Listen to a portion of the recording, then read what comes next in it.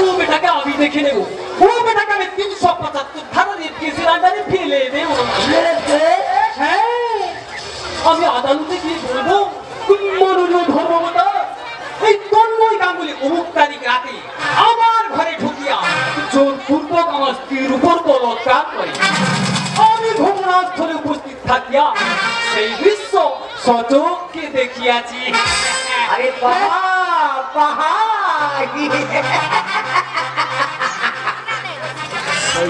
आपको इंस्पेक्टर नहीं लगता, হাবিলদার বানাইয়া চালাকটা আগে। ঠিক বলেছেন, ঠিক বলেছেন। হোয়াটসঅ্যাপে সজি তুমকো নসল লো আর সবাই তন্ময় গাঙ্গুলি বাড়িতে কুছ অপারেশন করবে। আর হাবিলদার বাবু আপনি যাবেন बात नहीं, सिर्फ रिपोर्ट लिखने के लिए।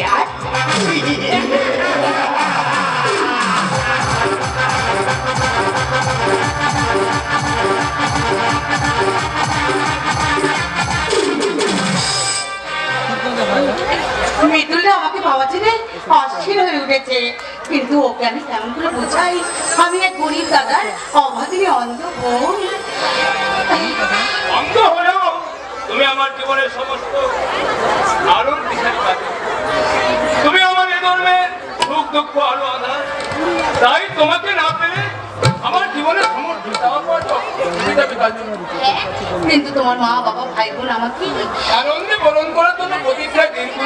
সত্যি বলছো মৃদুলা, তোমার বাবা মা ভাই বোন আমার মতো এক অসহায় অন্ধ মেয়েকে মেনে নেবেন? এক আছে, মা আমার মাটির ঘরে দেবী, বাবা আমার আকাশের মতো উদার। আর আমার ভাই বোনের কথা বলছি, তারা তো শিশুর মতো সরল। মৃদুলা, কেন হয়তো দুশ্চিন্তা নিজের মনকে ক্ষত বিক্ষত করছো কাজল?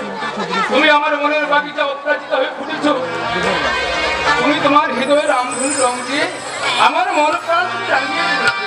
তাই সারা জগৎ সংসার তোমাকে মেনে না নিলেও আমার বুক থেকে কেউ বড়টা ছুটতে পারবে না কাজল, কেউ পারবে না। আমি দেখাবো নীল আকাশের নিচে সোনালি রোদ মাখা সবুজ পৃথিবী, তারারও আওলা দিয়ে সাজানো এই সুন্দর রাতের আকাশ। আমি শোনাবো রং বেরঙের ফুল দিয়ে সাজানো সবুজ বৃক্ষলতায় বসা হরেক পাখির গান। আর সেই ভালোবাসার গানের লিখবি আমি গাইব। আমার স্বপ্ন সত্যি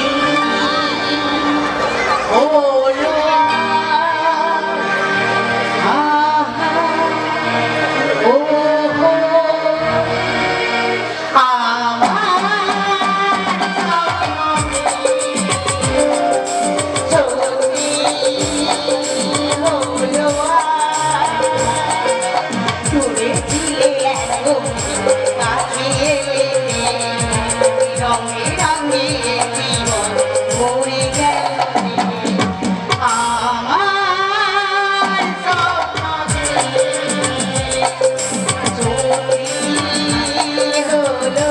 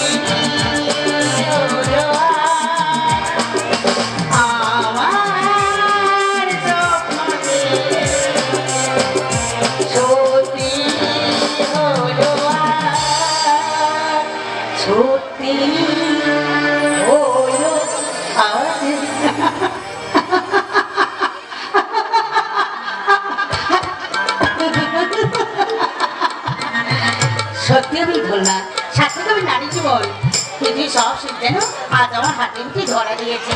আজ তাড়াতাড়ি তাকে আমি বলবো। কি আর বলতে হবে না রে বোন, তোর সব সংবাদ আগেই জানা হয়ে গেছে। কি সবাই জেনেছি দাদা? তোর বিয়ে ছেলে মুখে মৃদুলের কাছে শুনে এলাম।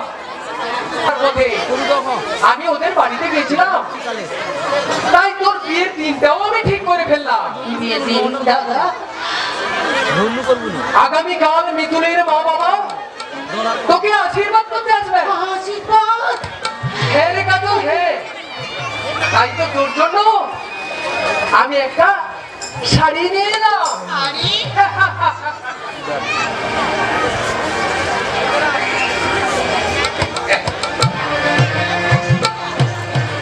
বাহ, কি চমৎকার মানিয়েছে তোকে।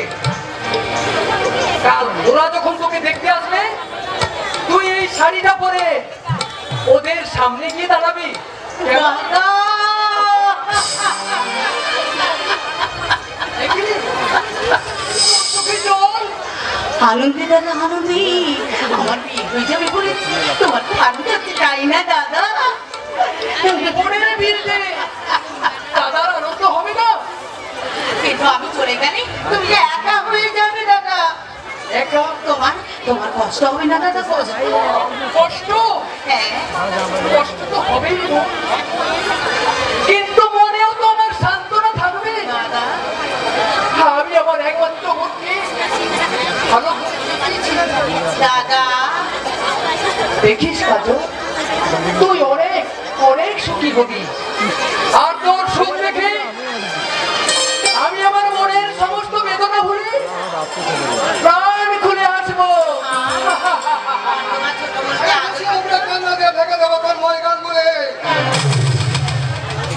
দেখি তোমরা হ্যাঁ আমরা শালা তুমি নেতার সাথে খুব দাদাগিরি শুরু করেছো না? শালা তোমার নেতাগিরি আজ গুছিয়ে দেবো শালা তন্ময় গাঙ্গুলি। খবরদার! অশালীন কথাবার্তা বললে তোমাদের আমি পুলিশে ধরিয়ে দেবো। ওরা ওরা কারা দাদা? কেন এইভাবে কথা বলছে? সমাজের ঘৃণ্য দ্বন্দ্ব,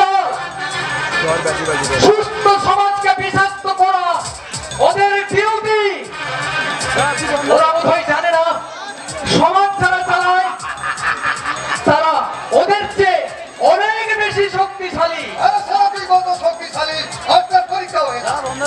ঠিক যাও তোমরা। বডি অভিযানে কিন্তু ভিডিও ডিলিট হবে, মানে গল্প ভিডিও, মানে ওটা যেটা হয় সেটা ডিলিট দিতে পারে।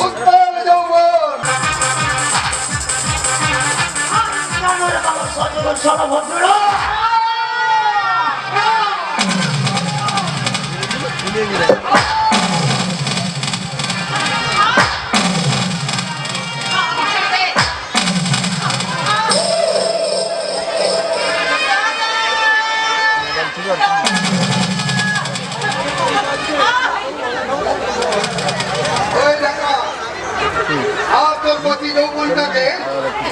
আমরা পিঠে তুলে খাবো।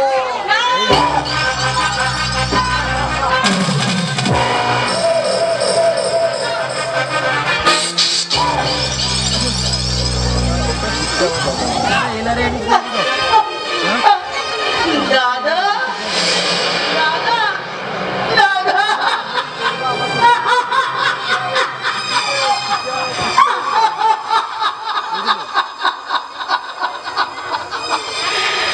দাদা আর নেমেছে, সারা পৃথিবী জুড়ে নেমেছে ঘন আঁধার। সেই আঁধারের বুকে তাণ্ডব নৃত্য করছে ওই সহিংস সংসারের দল। দাদা থাকিস নে, ওরে বোন, অনুচ্ছে তুই ঢেকে রাখিস রে।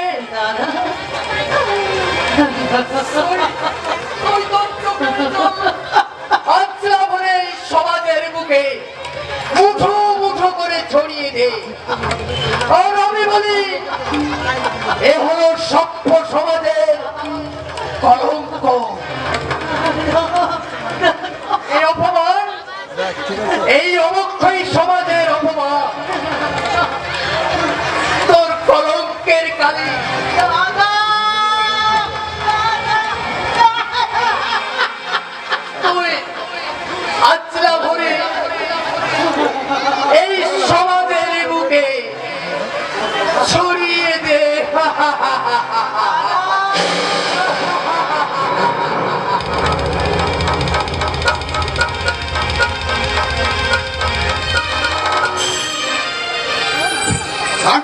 মাটিতে আবার সেই একই ঘটনা পুনরাবৃত্তি।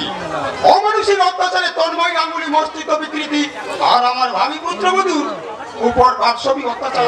আর সেই জানোয়ার পাতালে অন্ধকারে লুকিয়ে থাকলে আমার হাত থেকে ওদের রেহাই নেই। রেহাই আমিও দিয়ে দিছে। ওই তদন্ত করে বেটাকে আমি পাগড়াও করেছি।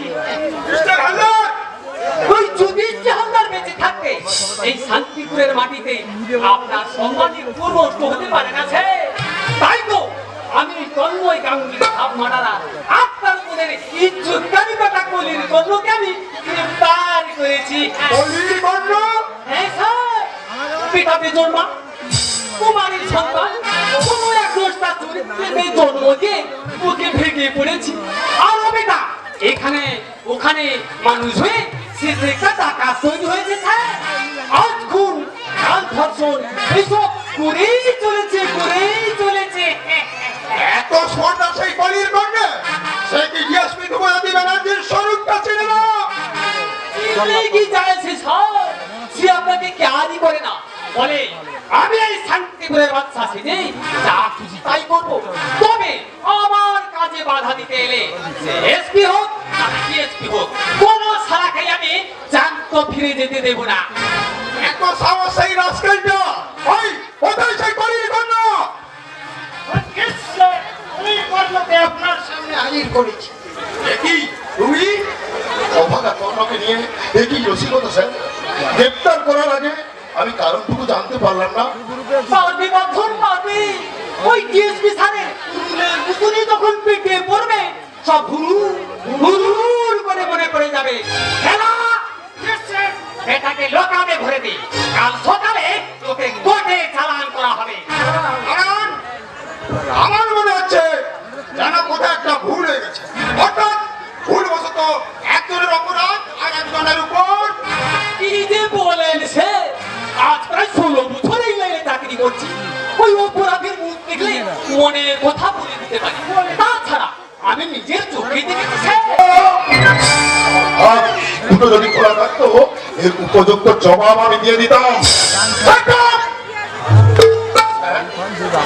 এত সাহস তোমার? তুমি কিনা পুলিশের উপর হাত তোলার স্পর্ধা রাখাও? আমার এরিয়ায় দাঁড়িয়ে আগুনের সম্মানহানি করতে হাত তোলো। আমার হাত দুটো আমি ভেঙে দেবো রাস্কেল। স্যার, আপনি আমায় ভুল বুঝলেন। ভুল তো বুঝবেন। আপনারা যে সবাই একই জাতির পুলিশ, সমাজ থেকে অপরাধী নির্মূল করার পরিবর্তে অপরাধী তৈরি করাই আপনাদের আসল উদ্দেশ্য। তাই তো এই কর্ণকে প্রকৃত অপরাধী বানানোর জন্য আপনারা সবাই মিলে একটা নতুন নাটক করছেন। অপরাধে সে বেজম্মা কুমারী মায়ের সন্তানের মুখে নিজের কথা মানায় না।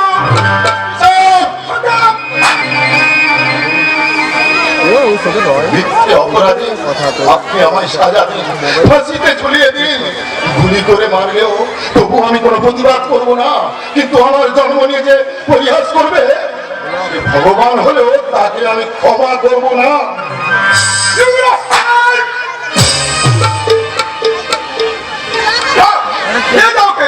আজ এখনই কোর্টে চালান করবো।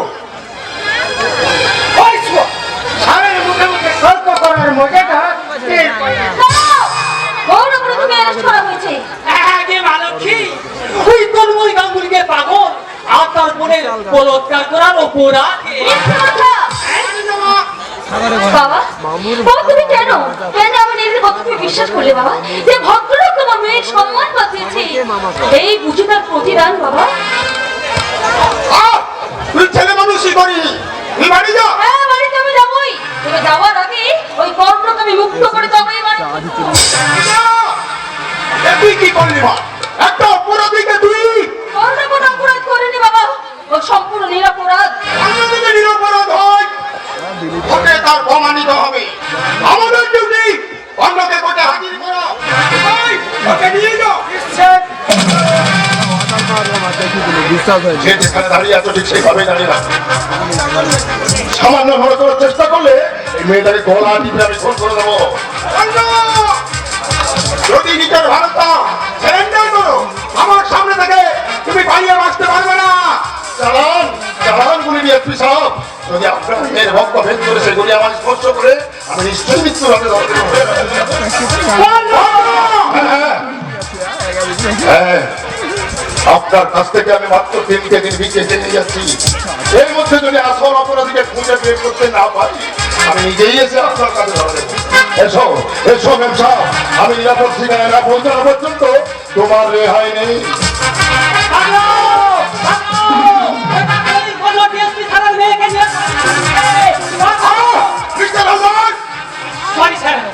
উইক ফলো করুন, যেভাবে হোক যেমন করে হোক, অন্য কেমন চাই চাই চাই।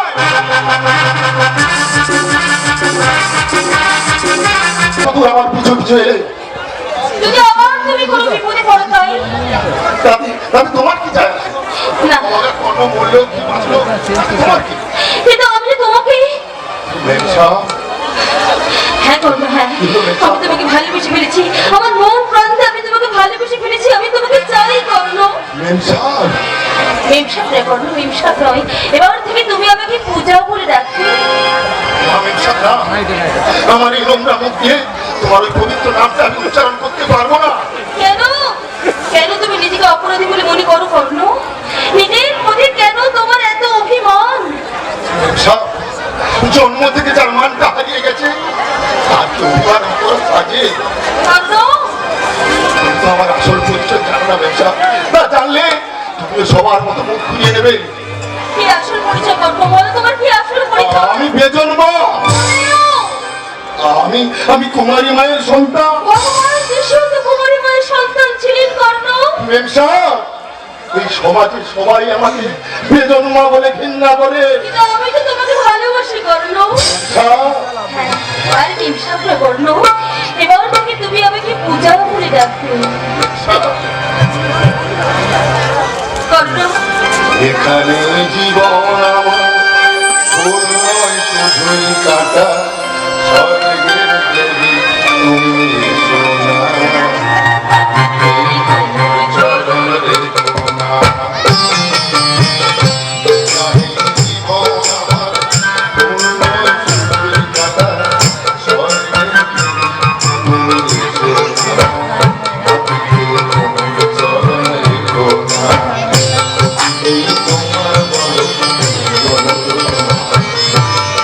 পারিবি কি বাঁচতে ভালো আমাকে জানতে, আমাকে কেমন করে জানতে, গোপাল দিয়ে গোলাপ দিয়ে তুই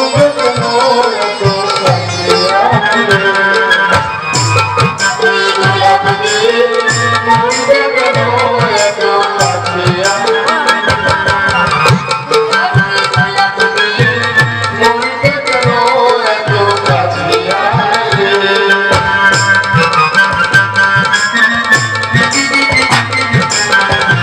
পারছি না, চাদরের স্মৃতি আমি আমার মন থেকে কিছুতে মুছে ফেলতে পারছি না।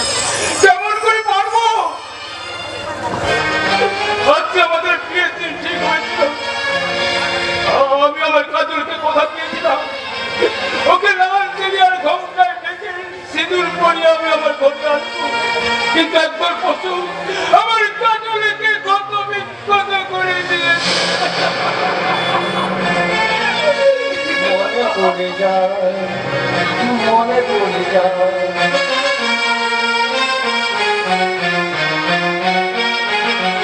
মনে পড়ে যায় সেই প্রথম দেখার স্মৃতি, মনে পড়ে যায় সেই হৃদয়ের দেওয়া চিঠি, দুজনার দুটি পথ মিশে গেল এক ওই নতুন পথের মাঝে। মুছে যাওয়া দিনগুলি আমায় যে পিছু ডাকে,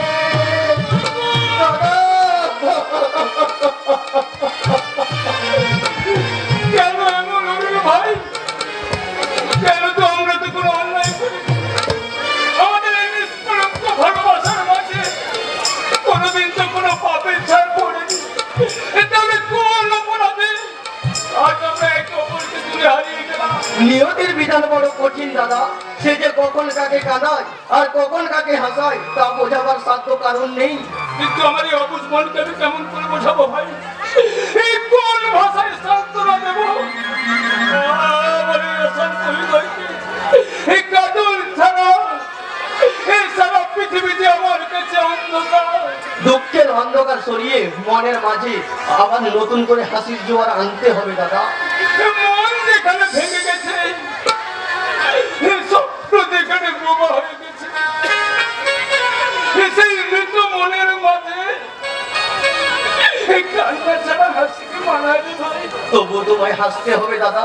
দুঃখের স্মৃতি মন থেকে মুছে ফেলে বাঁচার স্বপ্নটাকে আবার নতুন করে জাগিয়ে তুলতে হবে। সে মন থেকে আমার স্বপ্নের সাথে হারিয়ে গেছে, সেই মন আজ বাঁচার স্বপ্ন দেখবে কেমন করে ভাই? দাদা তাই তো আমার জীবনে সমস্ত সুখ দুঃখ হাসি কান্না ওই দুঃখের সাগরে ভাসাতে চললাম। দাদা তুমি একটু শান্ত হও, দাদা তুমি একটু শান্ত হও। কেমন করে শান্ত হব? তুই বুঝতে পারিস মুকুল, আমার সুখের পৃথিবীতে আর দুঃখের আঘাত গ্রাস করেছে। ওই জীবন আকাশ থেকে হারিয়ে গেছে আমার স্বপ্নের গ্রাম। দাদা আর সেই খুশির সানাইয়ের মাঝে বেঁধে চলেছে বেদনার সুর। আমি আর শান্ত হতে পারছি না। তাই তো মানে অশান্ত মন নিয়ে এই হিংসার পৃথিবী থেকে আমি বিদায় নিয়ে দূরে চলে যেতে চাই। কোথায় যাবে বাবা তুমি? আমি আমার তোমার কোনো ঠিকানা নেই মা। আমার জীবনের প্রাণ হারিয়ে গেছে, নেমে গেছে আমার বিষাদে। তাই তো রক্তহীন দাদা বোনের মতো আমি দিশাহারা হয়ে আমি আমার হারানো অতীতকে খুঁজছি।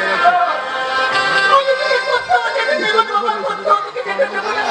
তোর মনের সমস্ত ক্লান্তি দূর করতে আর তোকে আমার শিরের আঁচলে আমি তোকে আটকে রাখবো বাবা, আটকে রাখবো। আর তোমরা আমায় বাধা দিচ্ছ। আমার সর্বহারা কাজও এই কত বিক্ষত হয়ে পথে পথে ঘুরছে। আরে একটু হিংস্র দাঁড়াও, আমার কাজরে তারা করে বেড়াচ্ছে। এ ভয় নেই কাজল, ভয় নেই।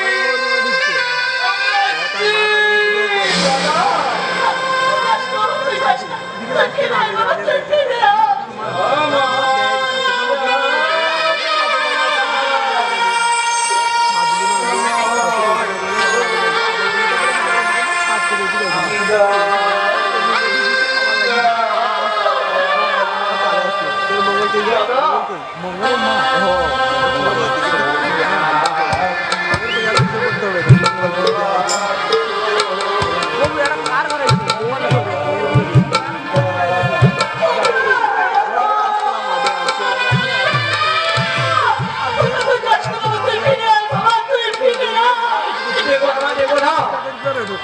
দাদার শুভযাত্রা ও সুশীল নয়নে তুমি আর তার পিছু রেখে অমঙ্গল দেখো না।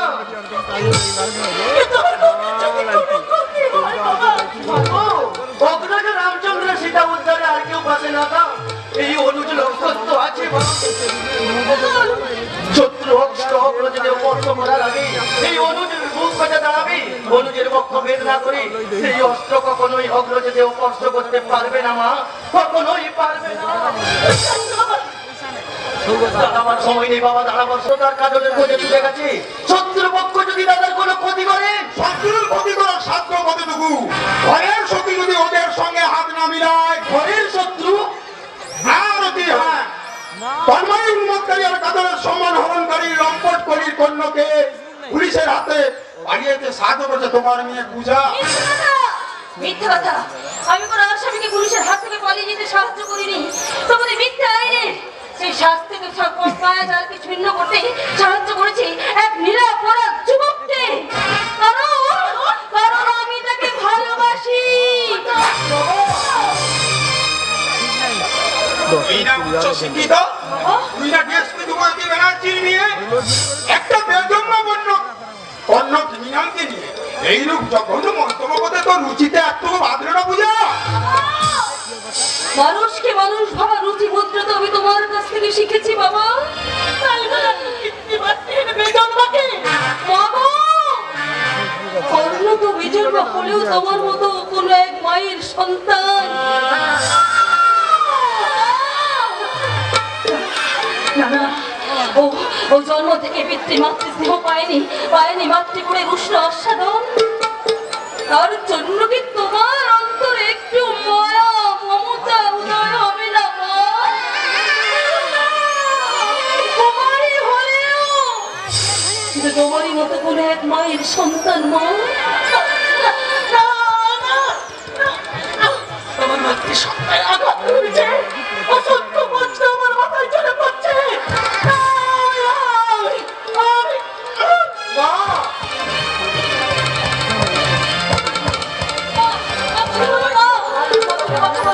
চোখ খুলে তাকাও মা, চোখ খুলে তাকাও, তুমি কথা বলো মা। বকুল, তুই আগে ডাক্তারবাবুকে খবর দে, তোর মা হয়তো জ্ঞান হারিয়ে ফেলেছে। আমি এক্ষুনি যাচ্ছি বাবা, আমি এক্ষুনি যাচ্ছি। আরতি, কথা বলো মা। মা, তুমি কথা বলো একটিবার, তুমি চোখ মেলে তাকাও মা, তুমি কথা বলো মা।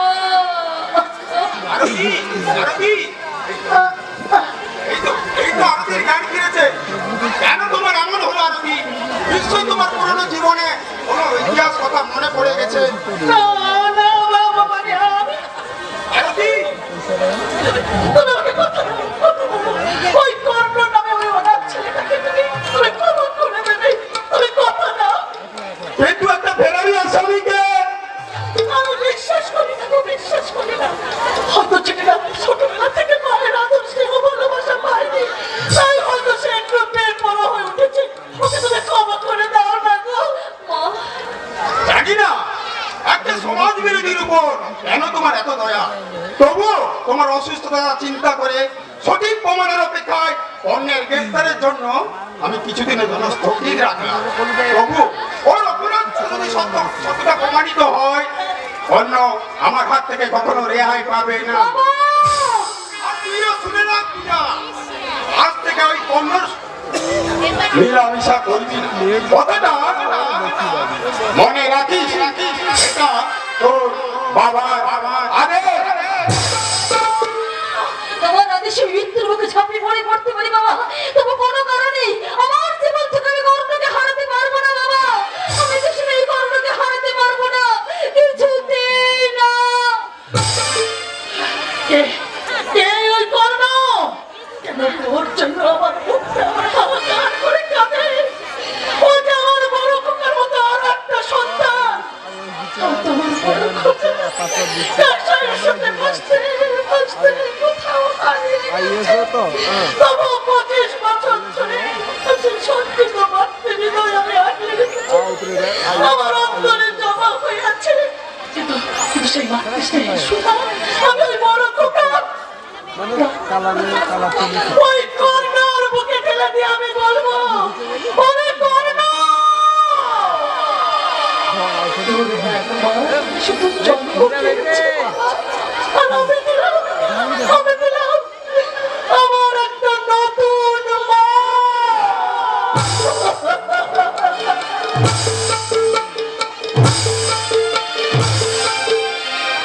বুঝলি বাচ্চা, শালা আমার নৈশিকটা বড্ড বললে।